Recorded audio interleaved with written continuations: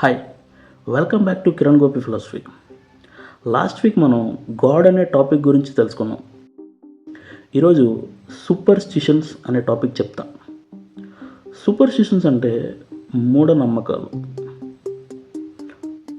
మనం అందరం ఏదో ఒక టాపిక్ని బిలీవ్ చేస్తాం. For example God, job, money, human beings, peoples drama etcetera ఇంకేవేవో. సూపర్స్టిషన్స్ అంటే ఓన్లీ ఒక గాడ్ అనే విషయంలోనే కాదు, ఈవెన్ మనం చేసే ప్రతి పనిలోనూ ఉంటుంది. ఫస్ట్ ఆఫ్ ఆల్ ఈ మూఢనమ్మకాలు అంటే మనకు విజువల్ గుర్తొస్తుంది. అదే దేవుడు. ఈ దేవుడు ఎవరంటే మనం క్రియేట్ చేసిన దేవుడు, ఒరిజినల్ కాదు. ఎగ్జాంపుల్, ప్రతి ఒక్క ఫ్యామిలీలో ఏదో సమస్య ఉంటుంది. ఆ ప్రాబ్లం వచ్చినప్పుడు మనకు ఫస్ట్ గుర్తొచ్చే స్ట్రాంగ్ పర్సన్ దేవుడు. మనందరం గుడికి వెళ్తాం. గుడికి వెళ్ళి, దేవుడా నాకు ఈ సమస్య తీర్చు, నీకు 100 కొబ్బరికాయలు కొడతా అని దేవుడితో బిజినెస్ డీల్ మాట్లాడతాం. డైరెక్ట్గా దేవుడితోనే బిజినెస్ డీల్ మాట్లాడుకొని నీకు 100 కొబ్బరికాయలు కొడతా అని చెప్పేసి ఆయనతో మాట్లాడుకొని ఆనందంగా సంతోషంగా ఇంటికి వచ్చేస్తాం. కొన్ని రోజులకు ఆ సమస్య తీరదు, మళ్ళీ గుడికి వెళ్తాం. కానీ ఈసారి ఆ దేవుడు కాకుండా ఆ చుట్టుపక్కల ఉన్న ఇంకొక దేవుడిని కలుస్తాం. I think you got my point.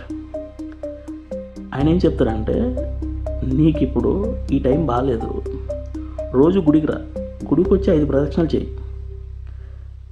చేసిన తర్వాత సరే నేను నీకు ఈ నిమ్మకాయ ఇస్తా, ఈ నిమ్మకాయ జేబులో పెట్టుకొని తిరుగు, నువ్వు ఎక్కడికి వెళ్తే అక్కడికి ఈ నిమ్మకాయని జేబులో పెట్టుకొని తిరుగు అని ఆయన చెప్తారు.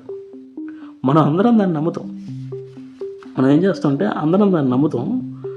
మనల్ని ఎవరు ఫోర్స్ చేయట్లా, నీకు నువ్వుగా వెళ్ళి నమ్మకంతో ముందుకు వెళ్తున్నాం.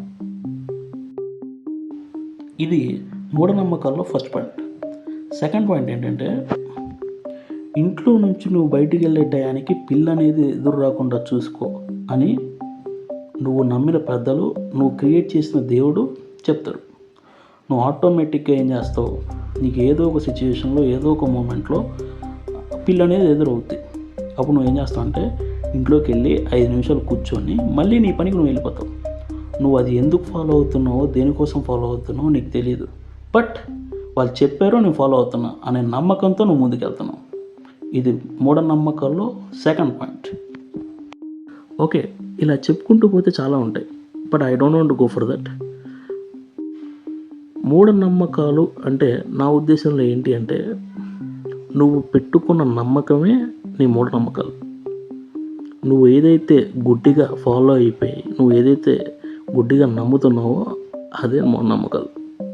అది ఒక దేవుడి విషయంలోనే కాదు, నువ్వు చేసే ప్రతి పనిలో, నువ్వు చేసే ప్రతి ఒక్క ఇదిలో మూఢనమ్మకం అనేది ఉంది. నా ఉద్దేశంలో ఇది కరెక్ట్ కాదని నేను ఫీల్ అవుతున్నాను. ఎందుకంటే నీకు నచ్చింది నీకు నచ్చినట్టు స్వేచ్ఛతో చేయలేకపోతే అప్పుడు లైఫ్కి అర్థం ఉండదు. సో ఈ మూఢనమ్మకాల వల్ల నీకు వచ్చేది పోయేది ఏమీ ఉండదు. నువ్వు చేసేది నువ్వు చెయ్యి, అది అవుద్దా కాదా అనేది పక్కన పెట్టు. నువ్వు చేసేది నువ్వు చెయ్యి, స్ట్రాంగ్గా ఉండు, హ్యాపీగా ఉండు, అంతే.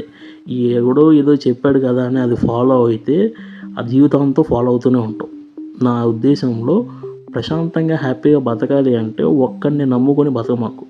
నీకు ఏదనిపిస్తే అది చెయ్యి, అది అవుద్దా కాదా అనేది పక్కన పెట్టు.